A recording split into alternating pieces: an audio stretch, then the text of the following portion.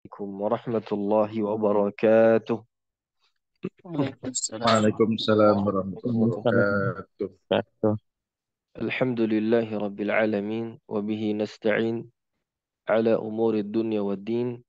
Nabiyina Muhammadin wa ala alihi wa sahbihi ajma'in. Subhanaka la ilma lana illa ma 'allamtana innaka antal alimul hakim. Rabbana zidna ilman warzuqna fahman wa 'amalan mutaqabbala. Amin ya rabbal alamin. Para ikhwah asatidzah rahimakumullah. Alhamdulillah kita bersyukur atas nikmat Allah Tabaraka wa Ta'ala yang begitu banyak kepada kita sehingga Allah Subhanahu wa Ta'ala memberikan kemudahan bagi kita untuk bisa melanjutkan kelas ini yaitu pembahasan pada kitab Hilyatul Tilawah fi Tajwidil Al-Quran li Syekhah Ad-Doktor Rihab Mufid Syaqaqi Hafizahullah Ta'ala. Naam asatidzah, kita lanjutkan ya. Kemarin kan kita sempat singgung sedikit kaifa wasal al-Qur'anul Karim ilaina mantuqan. Bagaimana Al-Quran itu sampai kepada kita secara pelafalan, mantuk. Asal kata dari natoko yantiqu. Naam. Yaitu mantuqan maksudnya pelafalan atau pengucapan. Baik, kita mulai. Ini kita sedikit murajaah di halaman ini ya agar kita sempurnakan insyaallah pada malam hari ini biiznillahi taala penjelasan tentang apa? Penjelasan tentang kitab ini insyaallah, terutama di bab al-muqaddimah ini. Naam. Baik. Qala al-muallifah hafizahullah taala alhamdulillahi rabbil alamin wa sallallahu wa sallam wa baraka ala nabiyyina Muhammadin sayyidil awwalin wal akhirin wa ala alihi wa sahbihi ajma'in. Ya, beliau mulai dengan muqaddimah ya. Lalu beliau mengatakan nahnu na'lam anna an-nabiyya Muhammadan sallallahu alaihi wasallam Arabi. Kita tahu bersama bahwa Nabi Muhammad itu adalah orang Arab. Naam. Beliau berbangsa Arab. Naam. Wal Arabu fi zamanin Nabi sallallahu alaihi wasallam yata'allafuna min qabail syatta. Dan dulu bangsa Arab itu, para asatidzah, ya di zaman Nabi, yaitu terdiri dari beberapa kabilah yang sangat banyak. Ya, syatta bima'na anwa'un mukhtalifah. Ya. Jadi terdiri dari beberapa kabilah yang sangat banyak. Wa kana nabiyyuna Muhammad sallallahu alaihi wasallam min qabilati Quraisy. Dan Nabi kita Muhammad, beliau ini berasal dari salah satu dari kabilah tersebut, yaitu dari kabilah Quraisy. Nah, kabilah Quraisy ini merupakan salah satu keturunan yang sangat mulia. Naam. Kenapa? Wahia min nasli Sayyidina Ismail ibni Ibrahim alaihi wassalam. Karena ini adalah anak keturunan dari Nabi Ismail dan Nabi Ibrahim alaihi wassalam.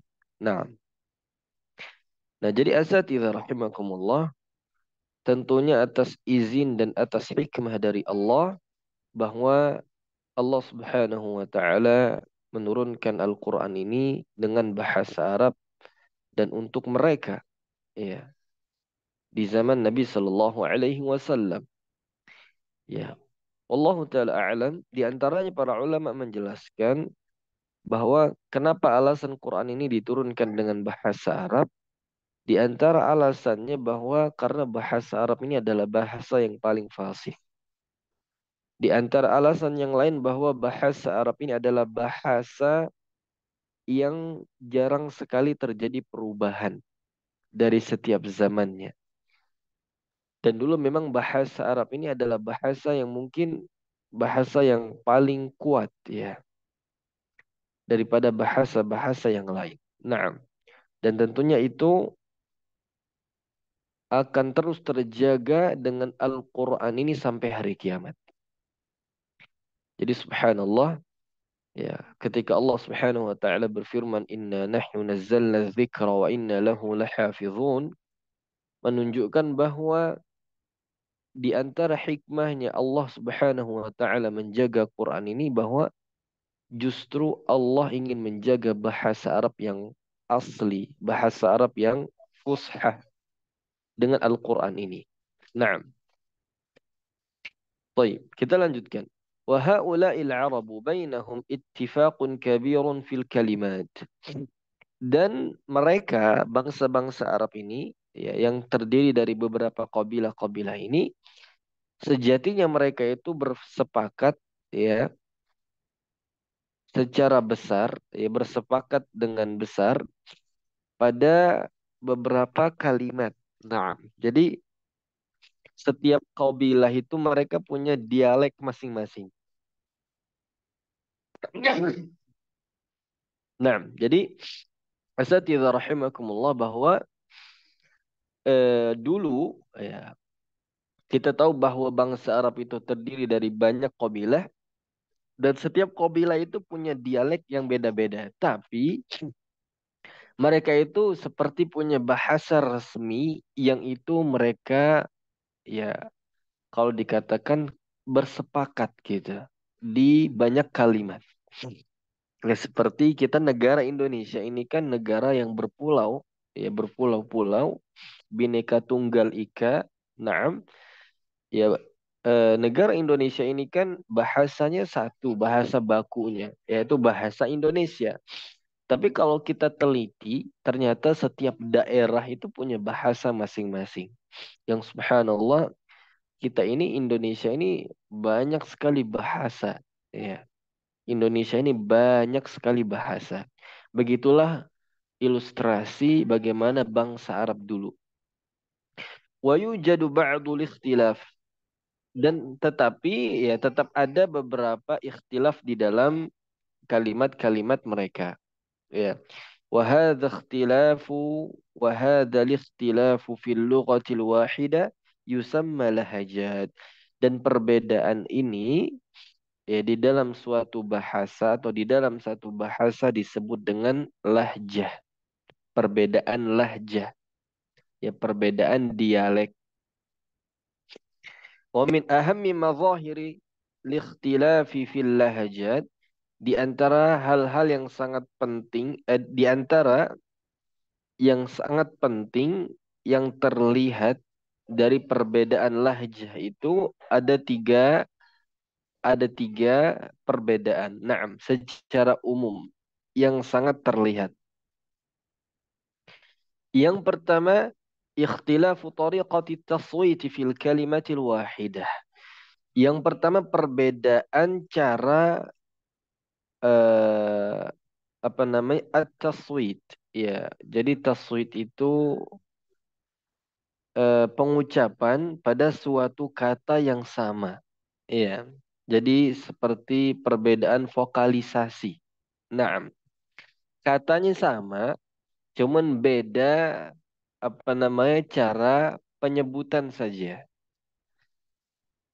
Sebagai contoh di sini faba'dul Arabi yaqul yu'minun. Sebagian orang Arab itu, ya, sebagian lahjah mengatakan yu'minun bil habzi, maksudnya dengan tahqiq. Ya, tahqiq ini, ya, dengan menjelaskan hamzah yu'minun. Na'am, itu namanya dengan tahqiqul hamz. Tahqiqul hamzah. Nah, karena kan asal katanya dari amana yu'minu. Naam, i'manan. Naam, walaupun eh, kita semua apa namanya sering mengucapkan kata imana. Kan asal katanya adalah i'manan. Tapi sebagai bentuk takhfif untuk meringankan pelafalan, orang Arab membaca dengan imana. Naam. Nah, sebagian wa ba'duhum yaqul, sebagian lahjah mengatakan yuminun dengan badal hamzah, yaitu mengganti hamzah dengan mat. Yuminun. Yuminun sesuai dengan harakatnya. Bighairi hamz, dengan tanpa hamzah. Ba'duhum yaqul alaihim, sebagian yang lain mengatakan alaihim, wal ba'd yaqul alaihum, sebagian yang lain mengatakan alaihum, dan wa akhar yaqul alaihimu dengan apa nama silatul mim. Wa hakadha yakhtalifuna fi tariqati taswit bil kalimah, dan beginilah perbedaan-perbedaan di dalam cara pengucapan suatu kata. Nah, ikhwah sekalian, asatidzah rahimakumullah. Nah, ini penjelasan ya salah satu dari perbedaan dialek. Iya. Jadi perbedaan yang pertama dari pengucapannya. Dan ini ya sangat kuat dan erat kaitannya dengan ilmu qiraat. Nah, jadi asatidzah mungkin yang pernah belajar qiraat, ya maka insya Allah akan mengerti hal-hal yang seperti ini. Tapi bagi yang belum, tentunya ini ya sebagai muqaddimah bahwa ternyata bahasa Arab itu bukan hanya satu. Ya seperti riwayat Hafiz yang kita baca. Justru dulu bangsa Arab itu penuh dan sangat banyak sekali perbedaan lahjah karena banyaknya qabilah. Maka Quran itu turun ya bukan justru apa menjadikan mereka satu. Maka ini akan mempersulit. Ya. Tapi justru Allah Subhanahu wa taala turunkan Quran ini ya untuk taisir, dimudahkan untuk membacanya. Dengan cara apa? Allah Subhanahu wa taala turunkan Quran ini dengan 7 huruf. Nah, nanti kita akan bahas insya Allah setelah ini. Jadi kalau seandainya saat itu kita ilustrasikan ya bahwa eh, dengan banyaknya qabilah dengan berbagai dialek, lalu Allah turunkan dengan salah satu dialek saja. Lalu Allah turunkan dengan salah satu dialek saja. Maka tentunya akan menyulitkan qabilah-qabilah yang lain. Justru kecintaan Nabi Shallallahu Alaihi Wasallam kepada kita ini, Nabi meminta kepada Allah agar apa? Agar Allah turunkan dengan banyak huruf, ya, dengan banyak variasi dan bentuk untuk memudahkan bagi lahjah-lahjah yang lain. Nah, baik, ini yang pertama. Yang kedua, ikhtilafu ma'nal kalimah. Perbedaan arti dari suatu kata. وذلك بأن توجد الكلمة في قبيلة ما وتعني معنى مختلفا عن معناها في قبيلة أخرى. Maka kita akan menemukan suatu kata di satu kabilah yang menjelaskan makna tertentu dan di kabilah yang lain dengan makna yang lain. Naam. Famathalan kalimah la mastum, misal pada kata la mastum di surat An-Nisa dan Al-Maidah, hiya fi ba'dil qabailil arabiyyati ta'ni lams. Nah, sebagian qabail, sebagian kabilah Arab itu maksud dari la mastum itu menyentuh. Jadi di antara yang membatalkan wudhu kita itu ketika kita menyentuh wanita yang bukan mahram. Naam. Wa fi qabaila ukhra ta'ni al-jima'. Tapi ya sebagian kabilah yang lain maksud dari lamastum itu adalah jima', yaitu hubungan intim. Nah, jadi yang membatalkan ya ketika seseorang itu betul-betul sampai dia berhubungan intim. Naam. Pertanyaannya, apakah ternyata perbedaan ini ya memunculkan apa namanya perubahan pada Quran ini, atau justru Quran ini jadi apa dilewengkan? Ya, jawabannya tentu tidak. Justru dengan adanya khilaf pada bacaan Quran ini menjadi khazanah untuk ilmu tafsir secara khusus dan ilmu fiqih. Ya, nanti tentunya ada perbedaan mazhab ulama fuqaha dalam masalah hukum seperti ini. Kenapa? Karena ada perbedaan qiraat. Naam, dan perbedaan makna. Baik. Lalu yang ketiga, ya, di antara perbedaan yang sangat jelas di antara qabilah itu wujudul kalima fi ihdal lahjat wa in'idamuha fil ukhra, yaitu terdapat kalimat di salah satu lahjat, ya, wa in'idamuha fil ukhra, dan hilang di qabilah yang lain. Maksudnya kalimat ini atau kata ini hanya milik qabilah tertentu saja. Dan itu Allah sebutkan di dalam Al-Quran. Bahwa suatu kata yang nanti kita akan temukan misalnya kalau kita belajar qiraat, yang ternyata misalnya kata tersebut hanya milik qabilah tertentu. Nah, yang ini memang Allah ambil dari qabilah tersebut yang Allah apa namanya jadikan ayat di dalam Al-Quranul Karim. Nah, sebagai contoh misalnya, famathalan kalimah khasiin, yang yang dimaksudkan adalah saghirin. Naam, wahiyya bilahjatin kinanah. Ya, contoh kata khasiin ini, ya kan kalau bahasa bakunya saghirin, tapi Allah pakai kata khasiin di dalam Al-Quran. Ternyata Allah menggunakan lahjahnya dari kabilah Kinanah. Dari kabilah Kinanah. Wa kalimatun la syauban ay masjan. Begitu juga kata la syauban di dalam Al-Quran di surat As-Saffat ayat 67 ini.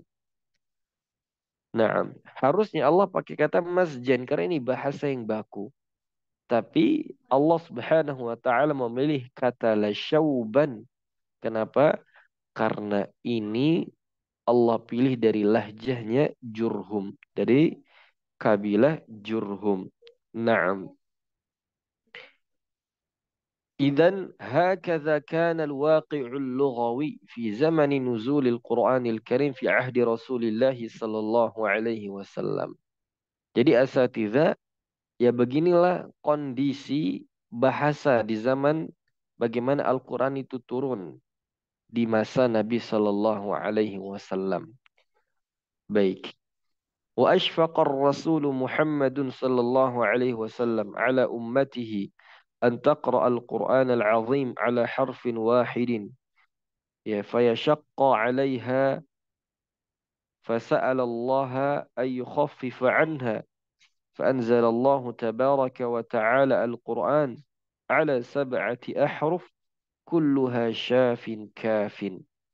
فقرأ رسول الله صلى الله عليه وسلم القرآن على 7 أحرف، عفوا، على أصحابه وحذق فيه جماعة منهم كانوا يتدارسونه، وأرسلهم المصطفى صلى الله عليه وسلم ليعلموه للناس فكان يقال لهم القراء.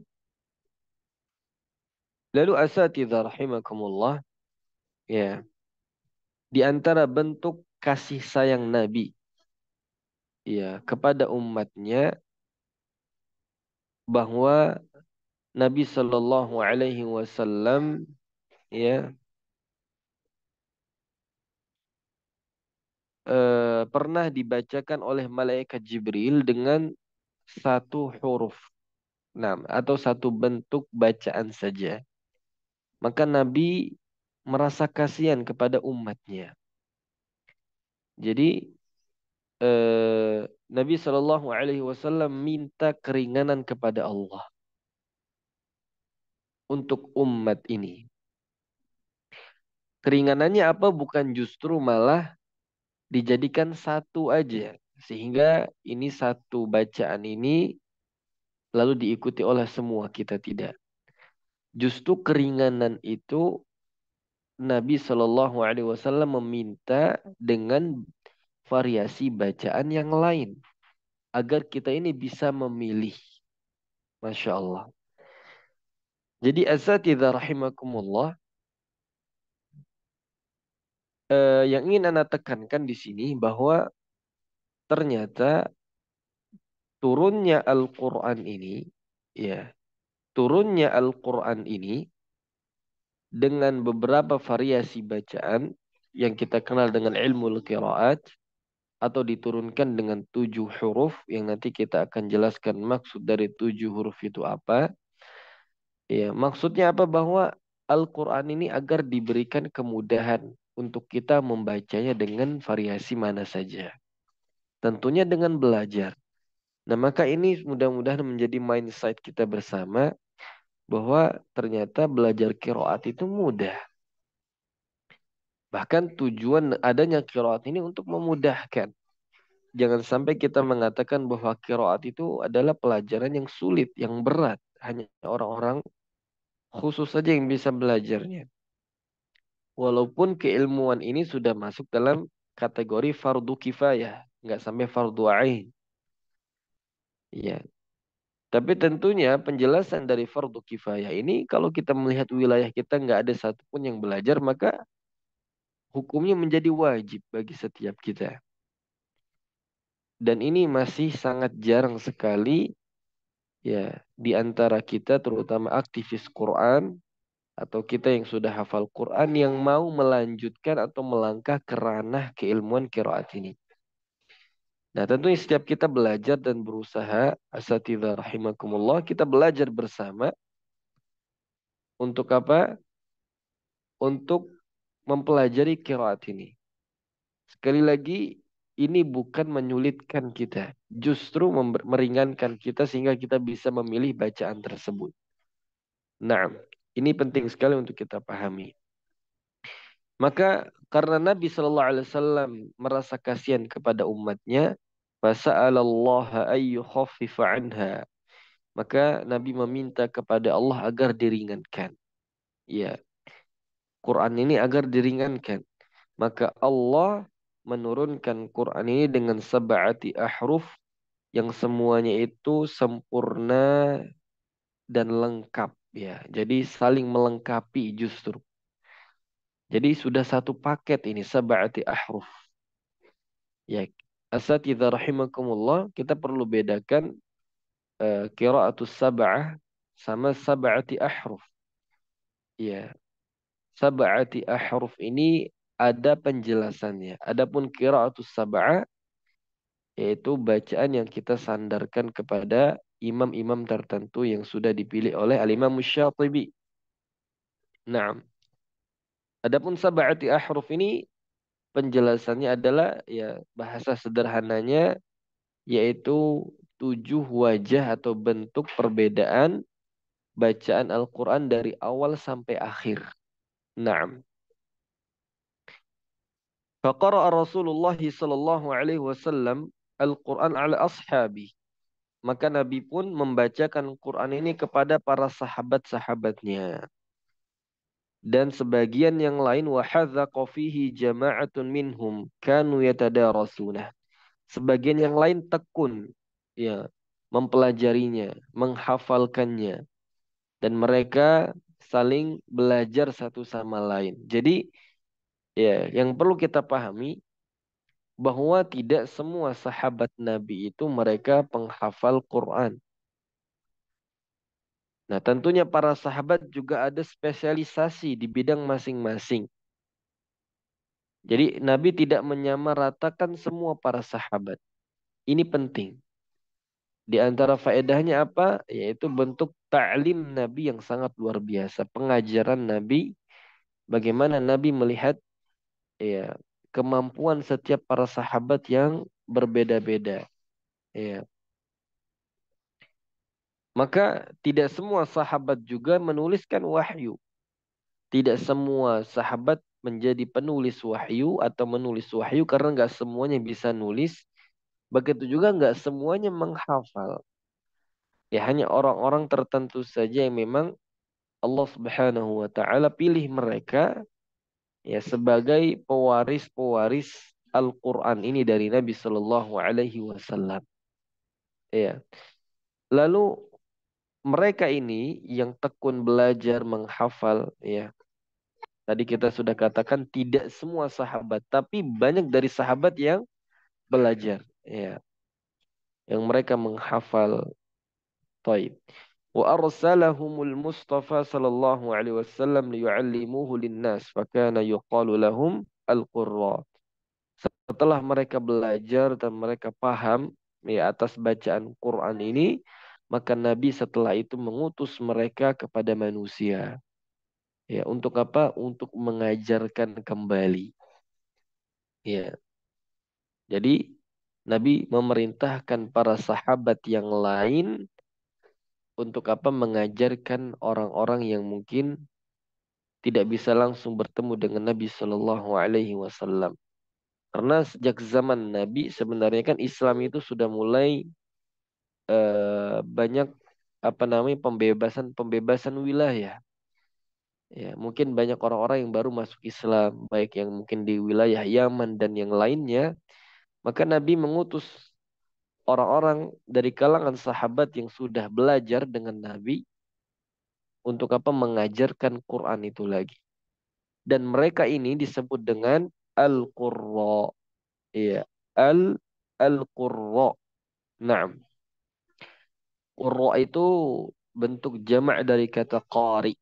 Al-Qurra bentuk jamak dari kata qari yang berarti ya kalau kita melihat istilah dari qari itu kata para ulama man hafizal Quran an dhahri qalbin, yaitu mereka yang hafal Quran dengan mutqin ya, bahkan mereka mampu mengajarkan kembali.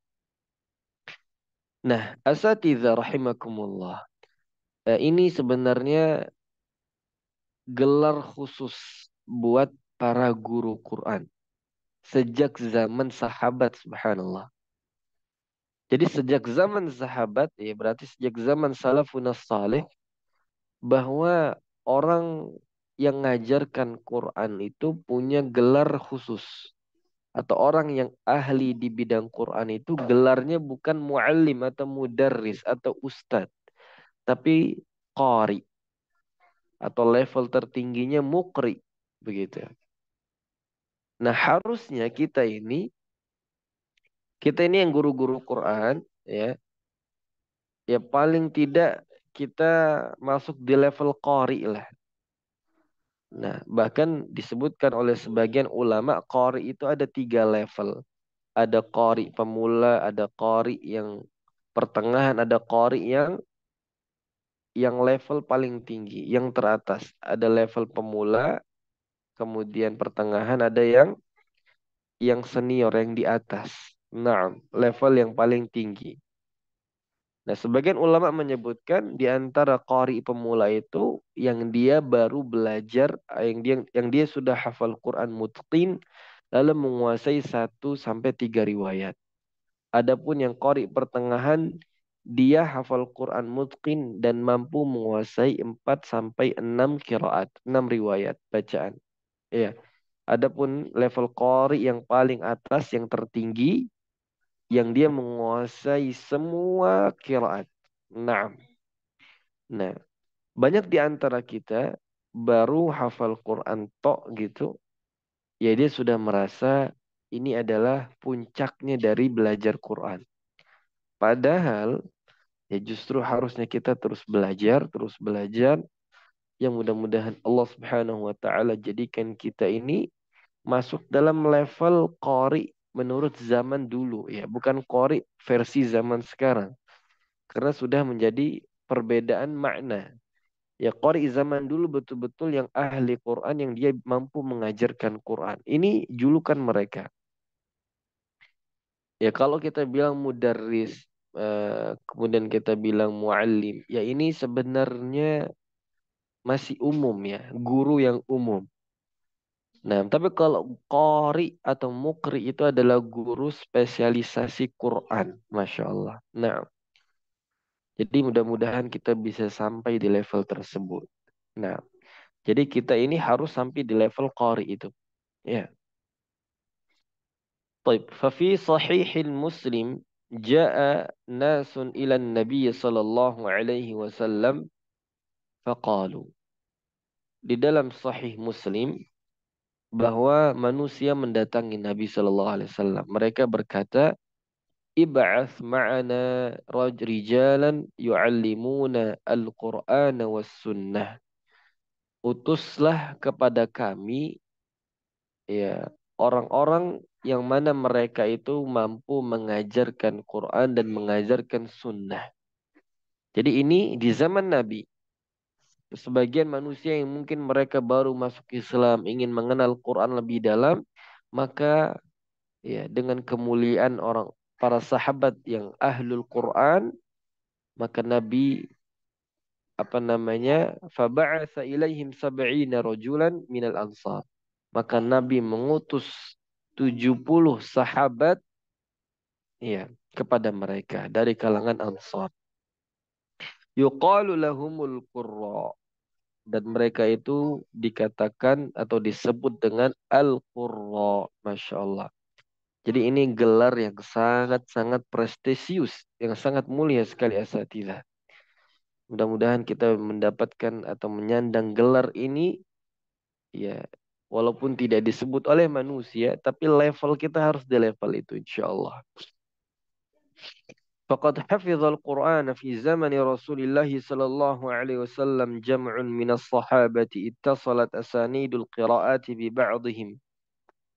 Dan sungguh kata beliau, kata sang penulis ya Dr. Rihab hafizahullah, bahwa sungguh ya di zaman Nabi terdapat sejumlah dari sahabat Nabi ya yang mereka itu menghafalkan Quran, yang menyambungkan silsilah bacaan-bacaan mereka itu kepada Nabi Shallallahu Alaihi Wasallam atau kepada sebagian yang kepada yang lainnya. Jadi mereka saling belajar satu sama lain. Di antaranya adalah sahabat-sahabat yang menjadi pentolan ya guru-guru Quran ya, yang hari ini sanad kita bermuara kepada sahabat-sahabat mulia ini radhiyallahu anhum wa ardah, yaitu Utsman ibnu Affan wa Ubay ibnu Ka'ab ya. Kemudian Abdullah bin Mas'ud, Zaid bin Thabit. Ya, ini 4 sahabat yang memang spesialisasi Quran. Yang ini telah disebutkan oleh Nabi Shallallahu Alaihi Wasallam. Nah, bahkan Nabi sebutkan dalam hadis yang lain, khudhul Qur'ana min arba'ah. Ambillah Quran ini dari 4 sahabat ini. Iya. Nah, menunjukkan akan kualitas mereka di antara sahabat-sahabat yang lain. Kita katakan semua sahabat itu mulia, bahkan Allah sudah sebutkan sebagai ayat yang sangat universal sekali untuk kemuliaan para sahabat. Ya. Tapi tidak semuanya juga menjadi ahli Quran. Ya. Nah, tidak semuanya menjadi ahli Quran. Ya. Bahwa Nabi memilih para sahabat dengan sahabat yang lain itu sesuai dengan kapasitas masing-masing yang dilihat oleh beliau sallallahu alaihi wasallam. Baik, kita lanjutkan. فقرأ أصحاب رسول الله صلى الله عليه وسلم القرآن العظيم وأقرؤوه. Maka para sahabat ini membaca ya kepada Nabi Sallallahu Alaihi Wasallam dan mereka mengajarkannya kembali kepada yang lain. Wahafidhahu jumlatun minhum, dan sebagian yang lain menghafalnya.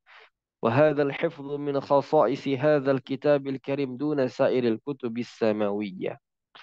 Dan menghafal ya kitab suci itu ini hanya kekhususan agama Islam atau pengikut Nabi Shallallahu Alaihi Wasallam.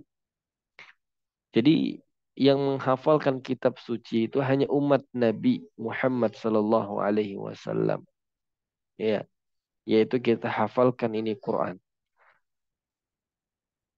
Dan kita nggak pernah mendengarkan kisah atau sejarah bahwa umat-umat terdahulu itu mereka menghafal. Ya, baik kitab Zabur, Injil atau Taurat atau Suhuf Musa atau Suhuf Ibrahim misalnya. Nah, atau kitab-kitab samawi yang lain. Ya. Nah, di antara menariknya dengan hafalanlah justru ternyata Quran ini terjaga.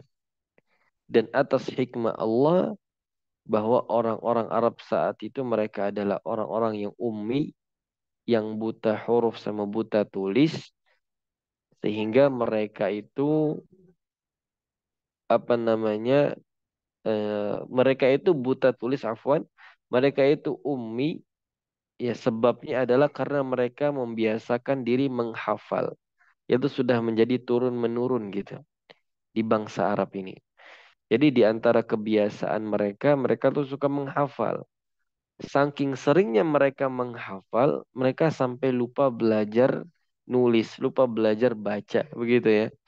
Nah, dan ini di antara keistimewaan yang atas izin Allah ternyata Quran ini terjaga lewat hafalan mereka. Nah, walaupun nanti akan diperkuat dengan tulisan, sebagaimana yang telah kita jelaskan di penjelasan yang sebelumnya. Wasu'alul ladzi yatrahu nafsahu huna. Dan pertanyaan yang mungkin terbetik di diri kita. Kaifa talaqqal kaifa talaqqa Rasul sallallahu alaihi wasallam al-qira'atil Qur'aniyah min Jibril alaihi salam. Bagaimana Rasul itu bertalaqi qiraat ini kepada malaikat Jibril alaihi salam. Ya. Kita mungkin hanya tahu sebatas bahwa Allah Subhanahu wa taala menjadikan malaikat Jibril wasilah untuk menyampaikan wahyu ini. Ya, mungkin ya secara umum gitu ya. Tapi kita nggak ngerti bagaimana prosesi belajar Qur'annya Nabi dengan malaikat Jibril alaihi salam. Yaqulullah tabaraka wa ta'ala mukhbiran 'anil Rasul sallallahu alaihi wasallam wal kitabil ladzi unzila alaihi. Allah Subhanahu wa taala berfirman untuk mengabarkan tentang bagaimana Al-Qur'an ini diturunkan kepada rasulnya. Wa innaka latulaqqal Qur'ana min ladun hakimin alim. Di surat An-Naml ayat 6. Dan sesungguhnya wahai kamu Muhammad latulaqqal Qur'an akan dibacakan Quran dari sisi Rabb Allah Subhanahu wa taala yang Maha Hakim dan Maha mengetahui. Nah, Maha bijaksana dan Maha mengetahui. وقال تعالى وإنه لتنزيل رب العالمين نزل به الروح الأمين على قلبك لتكون من المنذرين بلسان عربي مبين. Dan sesungguhnya ya Al-Quran itu diturunkan dari Rabb semesta alam yang diturunkan dengan wasilah malaikat Jibril alaihi salam Ar-Ruhul Amin yang diturunkan kepada hati atau di dalam hatimu agar engkau menjadi orang-orang yang memberikan peringatan dengan lisannya orang Arab yang jelas. Naam. Ini dalil bahwa memang beginilah prosesi secara umum Al-Quran itu sampai kepada Nabi Sallallahu Alaihi Wasallam. Jadi dari Allah dengan wasilah malaikat Jibril, lalu malaikat Jibril memasukkan Quran ini ke dalam hati Nabi Muhammad. Nah, baik hafalannya, lafalnya, ya cara pengucapannya, tulisannya, maknanya, penjelasannya itu sudah satu paket itu. Nah, jadi bukan berarti Quran itu diturunkan kepada Nabi hanya kayak sebuah hafalan saja, bukan. Yang ditalkinkan oleh malaikat Jibril. Justru malaikat Jibril memasukkan ke dalam hati Nabi wahyu ini berupa Quran, baik itu bacaannya, tulisannya, penjelasannya, ya, atau maknanya. Jadi sudah semuanya. Nah, Jadi Nabi nggak ada mengarang sama sekali. Maka disebutkan di surat An-Najm, wa ma yantiqu 'anil hawa in huwa illa wahyu yuha. Ya tidaklah Nabi sallallahu alaihi wasallam berucap dari hawa nafsu kecuali wahyu yang sudah diwahyukan kepada beliau sallallahu alaihi wasallam. Jadi nggak ada Quran itu karangan Nabi, nggak ada sama sekali. Jadi nggak ada Quran itu buatan orang Arab. Sebagaimana ini ya di apa namanya difitnah oleh orang-orang Orientalis. Ya, mereka membantah bahwa Quran ini adalah hasil buah karya orang-orang Arab. Jawabannya tidak. Ini dalilnya bahwa betul-betul dari Allah Subhanahu wa taala. طيب kita lanjutkan. فكان الرسول صلى الله عليه وسلم يتلقى القراءات بوساطة جبريل عليه السلام حيث كان يلقاه في كل ليلة من رمضان فيدارسه ما نزل من القرآن العظيم وطريقة هذه المدارسة كما جاء في الحديث الصحيح أن كلا منهما يقرأ على الآخر صلى الله تعالى عليه وسلم وفي الصحيح البخاري عن النبي صلى الله عليه وسلم أقرأني جبريل على حرف فراجعته فلم أزل أستزيده ويزيدني حتى انتهى إلى 7 أحرف. Nah, para asatidzah rahimakumullah, ya kita lanjutkan. Di sini maka Rasul sallallahu alaihi wasallam bertalaqi qiraat melalui wasilah malaikat Jibril alaihi salam. Jadi ingat tetap Quran itu dari Allah cuman yang menyampaikannya dengan wasilah malaikat Jibril. Begitu ya.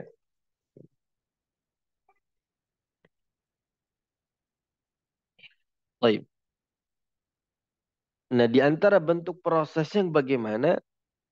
Kana yalqahu fi kulli lailatin min Ramadan. Bahwa Nabi itu bertemu setiap hari di setiap malam di bulan Ramadan. Fayudarisuhu ma nazala minal Qur'anil azim.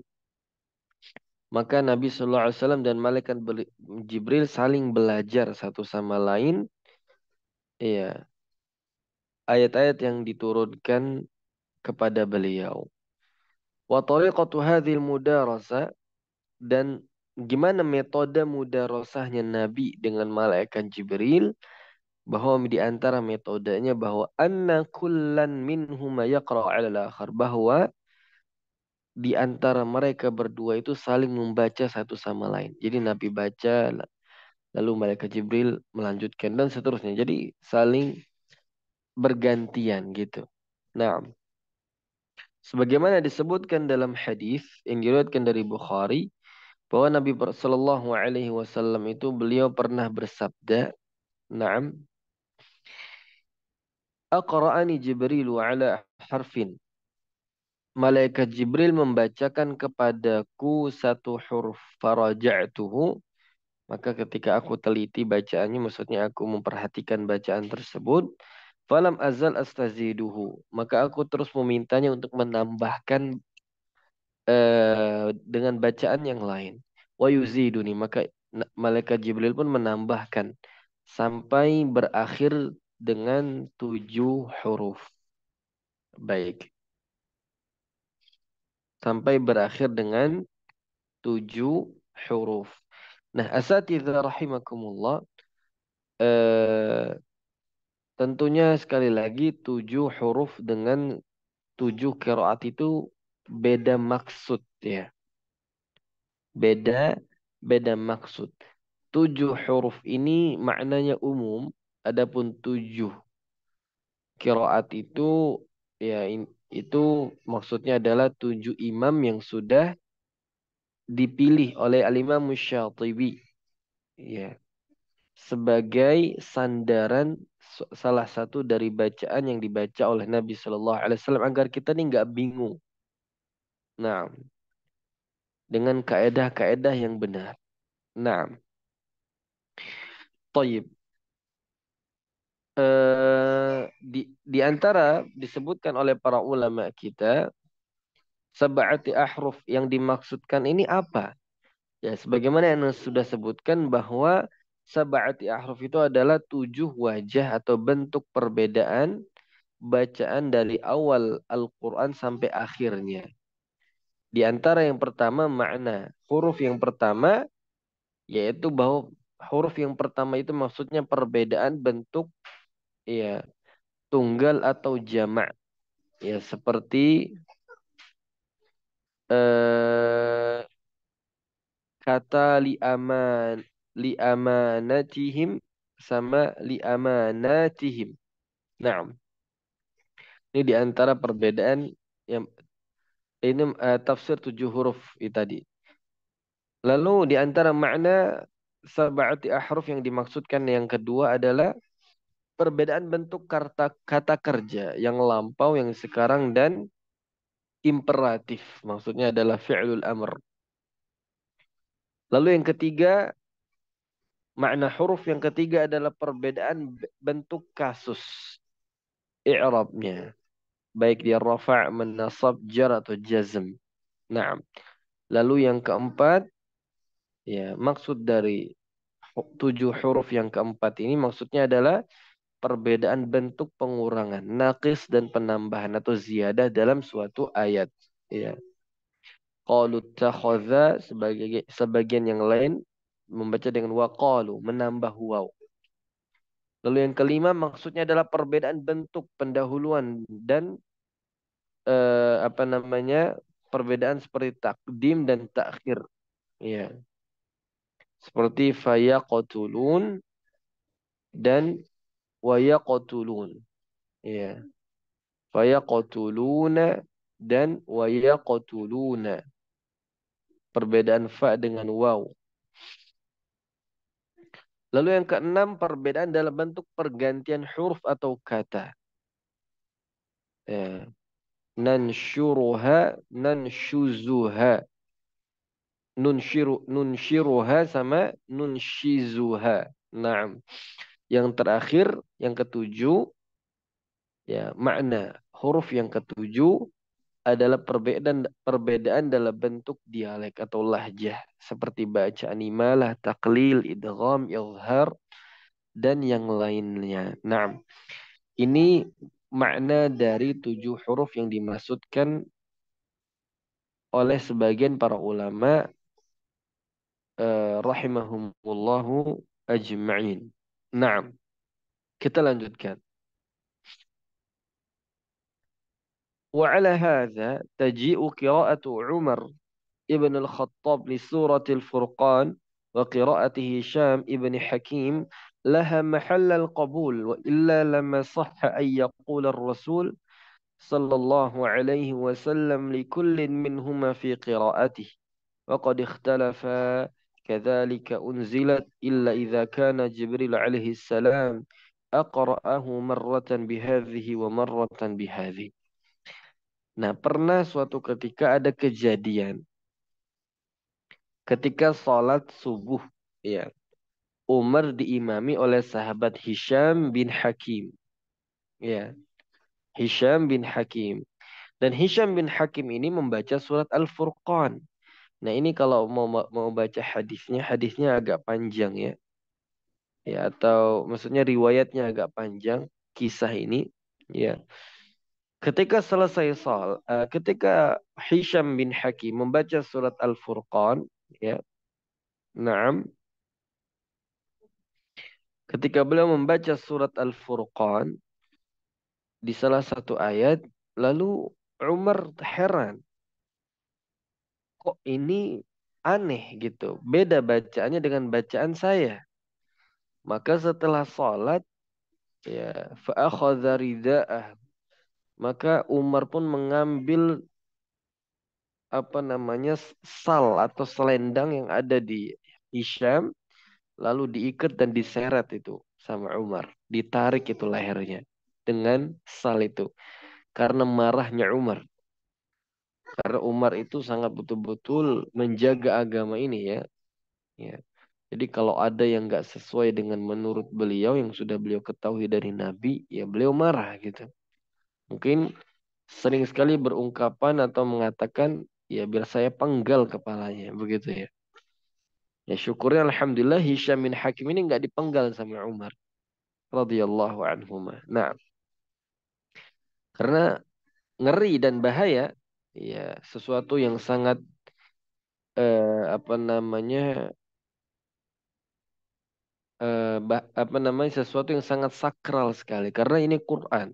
Nah, tapi ternyata ketika Umar mendatangi Nabi dan bertanya akan bacaan Hisham bin Hakim ini, ternyata kata Nabi, kadzalika unzilat. Begitulah Quran itu diturunkan. Lalu Umar juga baca dengan versi yang lain dan begitu juga kata Nabi, Al-Quran itu diturunkan. Nah, kenapa bisa demikian? Ternyata malaikat Jibril itu pernah membacakan kepada Nabi dengan qiraat yang dibaca Hisham bin Hakim dan juga pernah membacakan versi bacaan dengan bacaan Umar ibn al-Khattab. Nah, radhiyallahu anhu. Karena saat itu kan wahyu masih terus turun ya. Jadi mungkin ada perubahan. Maka kita akan temukan ada beberapa ayat yang dinasikh. Nah, ayat-ayat yang dihapus lalu diganti dengan ayat yang dengan hukum yang baru. Begitu ya. Sebagaimana di antara ayat yang sudah dinasikh itu asy-syaikha asy-syaikh wa syaikhatu idza zanaya farjumuhuma. Nah, ini ayat yang sudah dinasakh oleh Allah. Maksudnya ayat ini sudah dihilangkan. Nah, nah intinya bahwa di zaman Nabi pun tidak semua sahabat itu tahu semua variasi bacaan. Ya, ya di antara bentuknya kenapa? Karena Nabi mungkin ke sahabat fulan yang mungkin melihat oh kayaknya cukup dengan satu atau variasi bacaan ini saja. Oh ternyata ada beberapa sahabat yang kita sebutkan ada 4 sahabat tadi Utsman, Ali, Abdullah bin Mas'ud, Ubay bin Ka'ab, Zain bin Thabit dan beberapa sahabat yang lain sebenarnya ada yang melihat mereka ini eh, apa namanya mumpuni gitu untuk bisa menguasai semua bacaan tersebut maka Nabi ajarkan kepada mereka.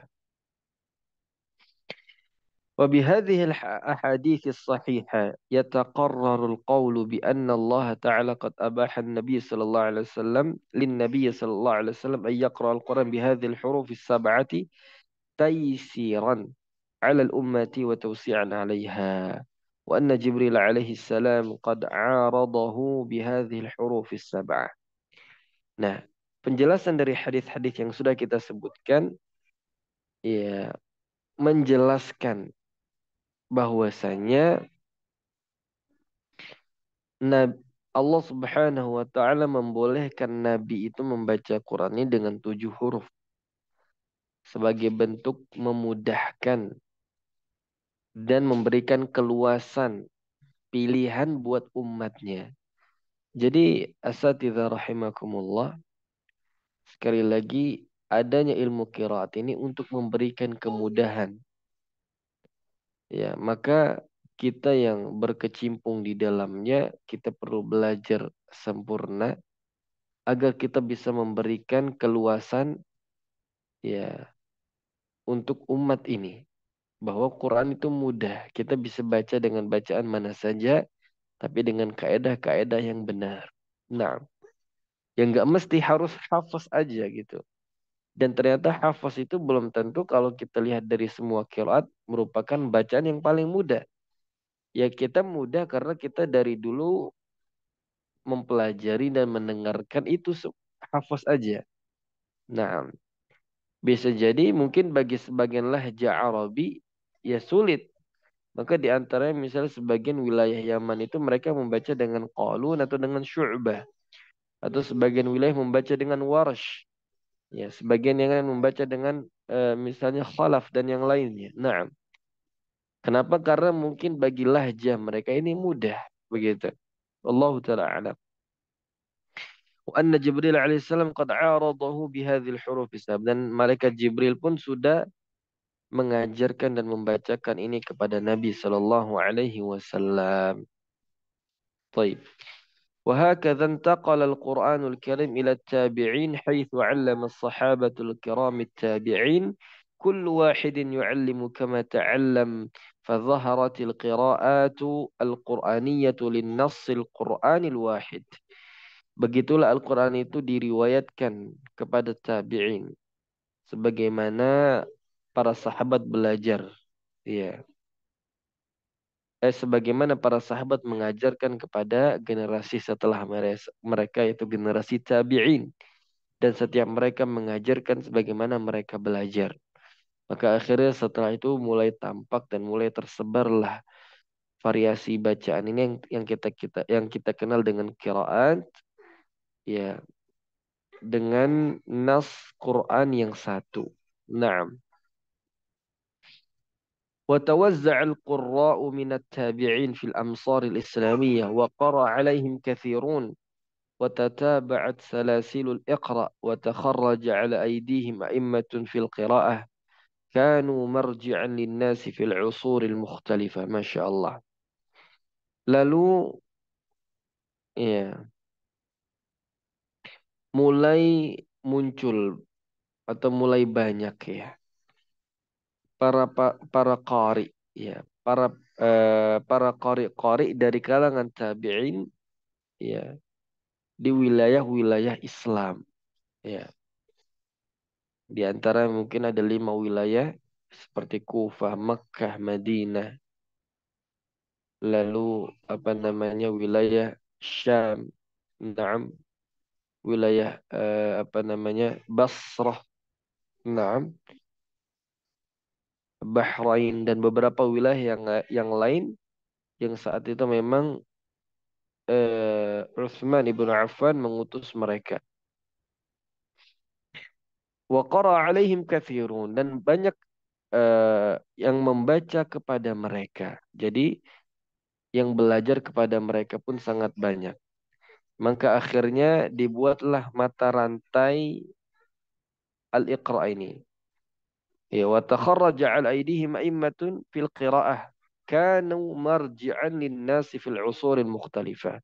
Akhirnya bermunculan generasi dari murid-murid dari para tabi'in ini yang mereka menjadi imam-imam di dalam bacaan Al-Quran ini. Maksudnya mereka itu dinisbatkan bacaan Quran ini kepada mereka sebagai rujukan bagi manusia di setiap eh, masanya atau di setiap wilayah yang berbeda. Nah,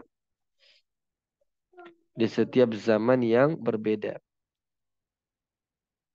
وأكبر الظن أن بداية التدوين في القراءات كانت مع القرن الثالث ويتجه الباحثون إلى أن أول إمام دون في هذا العلم هو الإمام أبو عبيد القاسم ابن سلام حيث جمع فيه 25 قارئا.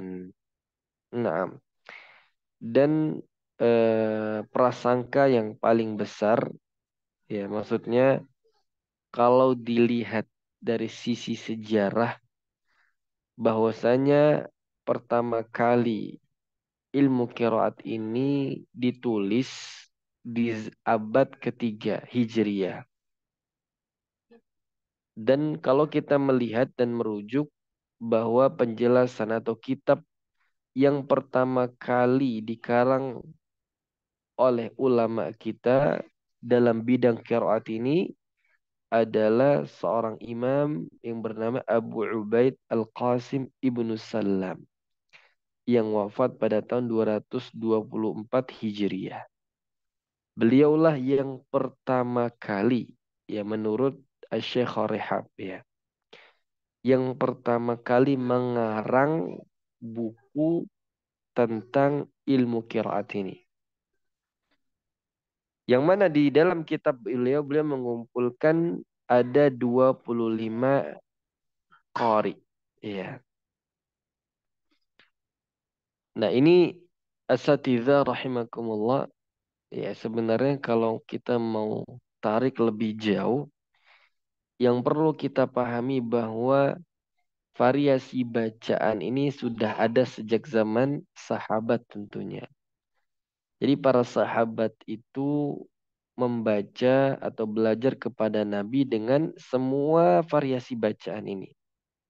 Ya. Lalu yang lain belajar lagi, terus berkembang itu. Bukan berarti bacaan Qur'annya berubah, tidak. Tapi maksudnya banyak orang yang belajar. Ada yang mungkin hanya belajar dengan satu bacaan saja. Ada yang lain membaca dengan belajar dengan dua bacaan kepada guru. Ada yang mungkin belajar dengan banyak guru dengan berbagai macam bacaan. Ya. Jadi kalau kita ditanya ya kiroat itu sebenarnya memang sudah ada. Cuman memang belum ada pengelompokan atau kedisiplinan ilmu kiroat secara khusus begitu. Nah, ini yang perlu kita pahami. Ya, jelas insya Allah ya.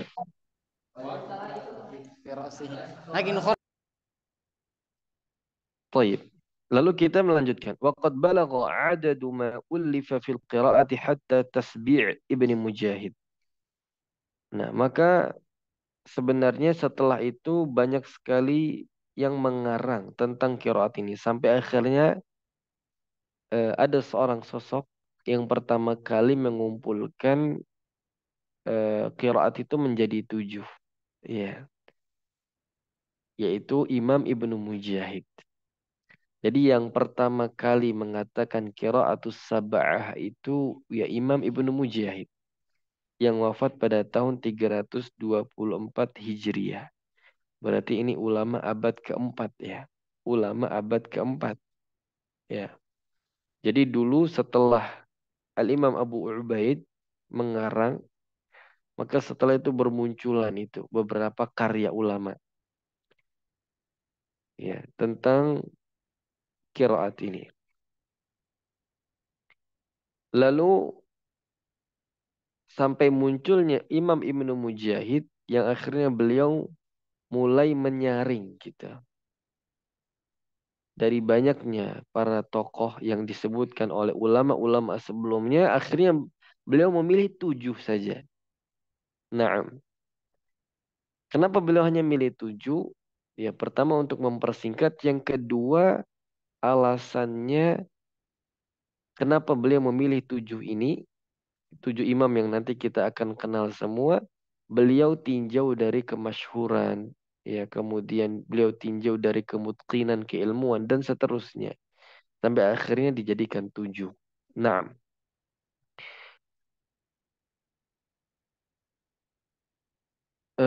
نحو 40 مؤلفا منهم من اقتصر على قراءة واحدة ومنهم من تناول أكثر.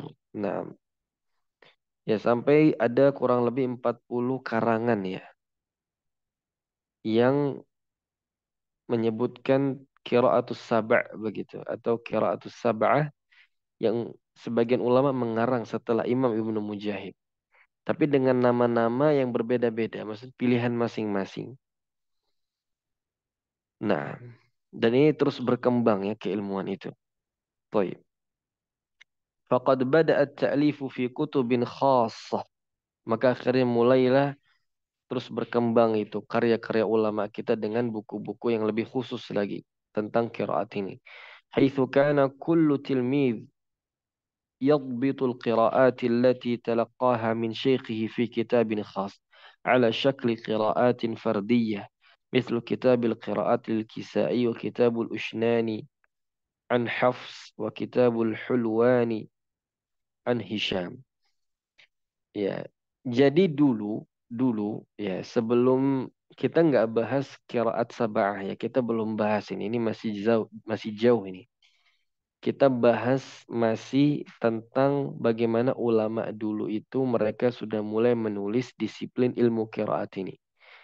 Nah dulu asatidzah rahimakumullah ulama kita itu menulis kitab tentang qiraat ini sesuai dengan rihlah mereka, perjalanan mereka dalam belajar Quran. Jadi mereka itu menyantumkan nama-nama guru-guru mereka sesuai dengan jumlah guru mereka. Nah, misalnya semakin banyak mereka belajar, maka nanti buku itu akan semakin banyak menyebutkan nama-nama eh, nama-nama qari di situ. Nah, begitu. Baik. Asatidzah rahimakumullah. Ya, Anda rasa mungkin kita coba cukupkan sampai di sini. Ya, ini nanti insya Allah kita sedikit menjabarkan. Sebenarnya sudah selesai ya penjelasan dari apa namanya tentang bagaimana Al-Quran ini sampai kepada kita secara pengucapan. Adapun di paragraf-paragraf yang terakhir ini sebenarnya menjelaskan perkembangan karya ulama kita dalam eh, penentuan nanti sampai akhirnya di zaman kita ini kita hanya merujuk pada 7 qiraat dengan imam-imam yang sudah disebutkan di dalam matan Syatibiyah, lalu Durra disempurnakan lagi oleh Al-Imam Al-Jazari ditambah 3 karena melihat kemutawatirannya dan kesahihan bacaannya. Lalu nanti dilengkapi dengan Asyra Sughra dan Kubra. Nah, ini asal sejarahnya gimana ya dari penjelasan Dr. Rehab ini di paragraf-paragraf ini. Baik. Dan insya Allah nanti mungkin di pertemuan berikutnya kita talkhis, ya kita ringkas, ya kita berikan ringkasan sedikit. Lalu insya Allah langsung masuk pada bab yang kedua akan keutamaan membaca Al-Quranul Karim. Baik. Dan nanti mudah-mudahan kita bisa singgung pelan-pelan ya adanya kiraat ini ya sejak zaman dulu. Lalu akhirnya ulama hari ini sepakat gitu. Cuman 7 saja. Ya, bermuara kepada 7 imam ditambah 3 jadi 10 ya.